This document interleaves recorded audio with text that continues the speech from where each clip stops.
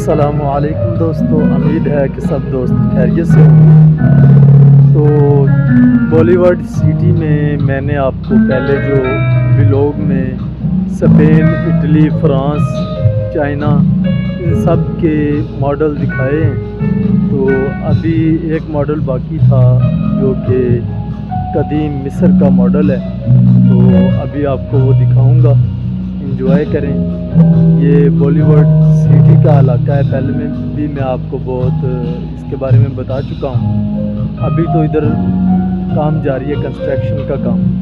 वैसे जब ये खुल जाता है आवाम के लिए तो इसमें तकरीबन 200 रियाल जो है ना, इसकी एंट्री फ़ीस होती है। बस जो आपको दिखा रहा हूँ इसकी